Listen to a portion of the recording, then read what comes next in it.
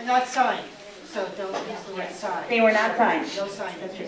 No signature. And now that you like to talk a lot, why don't you, the table with on your table with really bad handwriting, sorry. I don't have very good penmanship. The idea is when you talk to your legislator, they are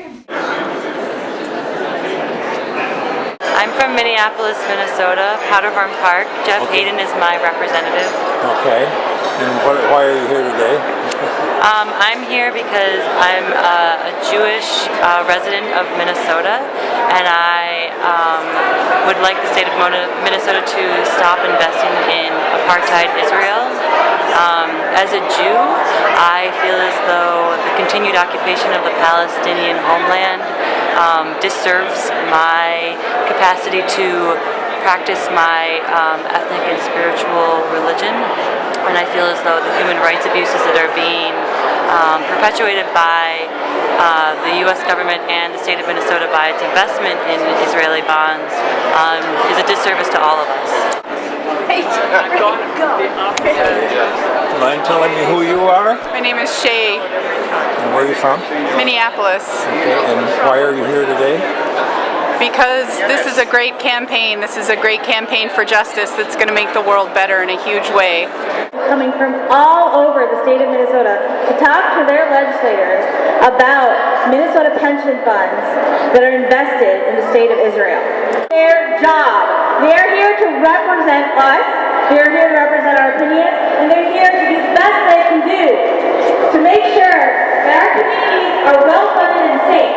And investing in bonds. Again, my name is Flo Rosowski. I'm a part of Minnesota Break the Bonds, and as most of you know, and as most of us are all a part of Minnesota Break the Bonds, the campaign comes directly out of the 2005 call from Palestinian civil society for people around the world to initiate campaigns of boycott, divestment, and sanctions as a way to non-violently pressure Israel to change its tactics.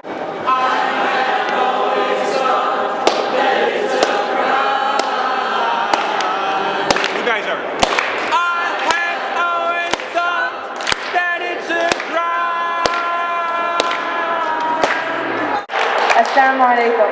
Peace be upon you all, and welcome brothers and sisters, friends and freedom and justice lovers. Today, American Muslims for Palestine's message is that of peace, as we are all one in this struggle for justice. We are here as law-abiding citizens to call upon the United States government to halt the unconditional support of the state of Israel.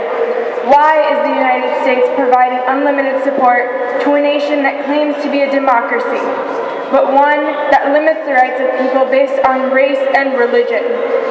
We should stop the support of a rogue state that not only violates the UN resolutions, but ignores world tribunals. I would also like to bring to the stage now Father David Smith. He's a professor at St. Thomas and a Catholic priest.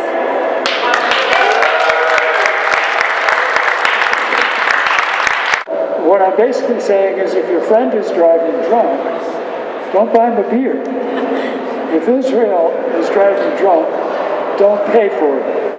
Strongest objections, one of the strongest complaints that the Jewish community made against my Christian community at the time of the Holocaust was that as they were being led down the street to the cattle cars, their neighbors just stood there and watched and did nothing.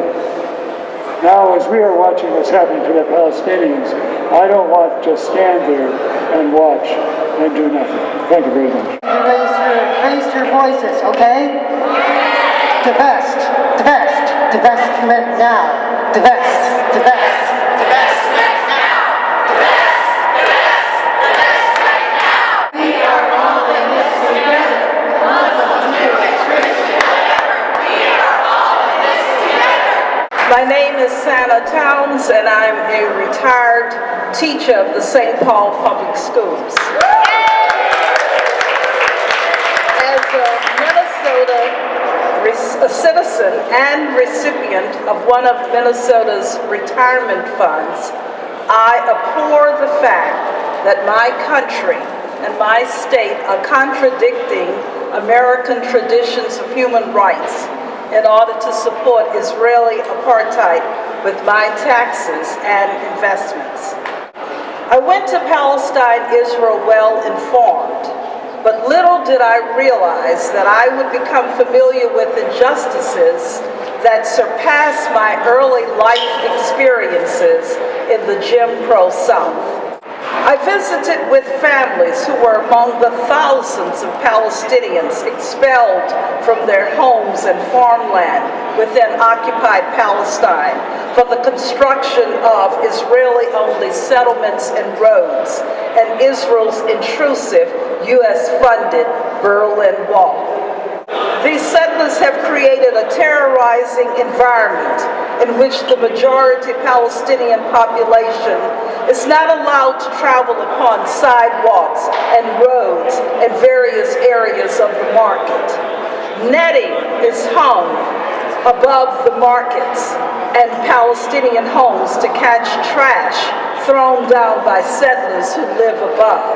As Farheen said already, today, March 30th, is Land Day. In 1976, the Israeli government announced that it was planning to expropriate thousands of dunams of Palestinian land in order to build Jewish settlements in the Galilee.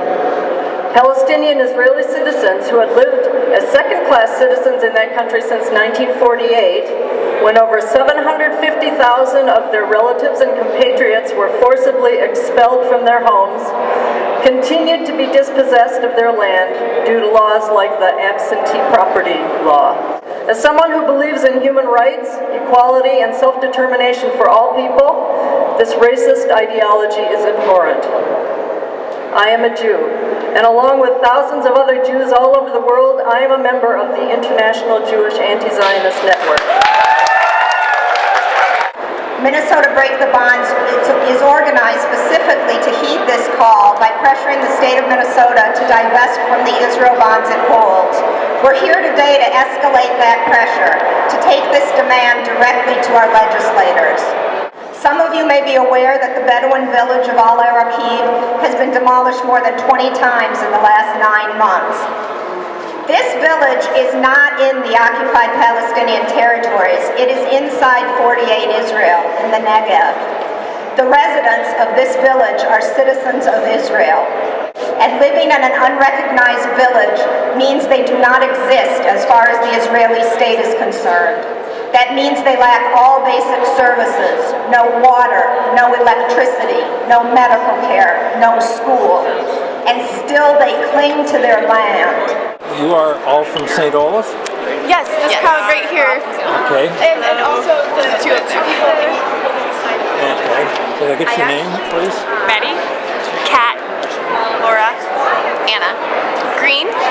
For Anna and I, we just recently came back from studying in the West Bank. The 5 of us traveled and lived in Bethlehem for almost 5 weeks and worked with various organizations. I volunteered with Darul Kalima, which is a college of the Lutheran Church, of the Palestinian Lutheran Church in Bethlehem. And Anna and our friend Nora did a lot of research about women's nonviolent resistance. And what was so powerful about being in the West Bank and building friendships with Palestinians was learning just about the everyday struggles that people go through just to get to work, to get their kids to school, to simply, I mean, everything is made a million times more difficult. It could take 4 hours to get through, just because they have one checkpoint booth open. And I, especially as an American citizen, I have huge amounts of privilege. I might have to wait in line. I just flash my passport and I get through. And that, for me, was really disturbing. This is Ina. Hi, Ina. I'm Kelly, her mama. Ina's father is from Israel. He grew up there. So I met him there and had a chance to see some of the issues at hand. That's why I'm here today. So my husband is originally from Russia, moved to Israel when he was 5. Next week, I went to Ramallah, where not many tourists go, and it was a horrific experience, honestly. It took 2 hours for me to leave the checkpoint. It was through a maze, a grid with hundreds of people all this close to each other, right? Today is a very exciting day because Minnesota Break the Bonds campaign has been in existence for a few years now, a couple of years, and this is our first ever day on the Hill. So we're educating people to go and speak to their legislators. Are you aware of the email that was sent around? Somebody said that divesting Israel bonds was immoral. Yes, that was Steve Hunigs of the JCRC, the Jewish Community Relations Council. As far as I am concerned, those are AIPAC talking points, and he has nothing new to say about that. Divesting is not immoral. Divesting is a very moral, non-violent way of creating change. I am optimistic. I see a great change in public awareness and attitudes about the Israel-Palestine situation.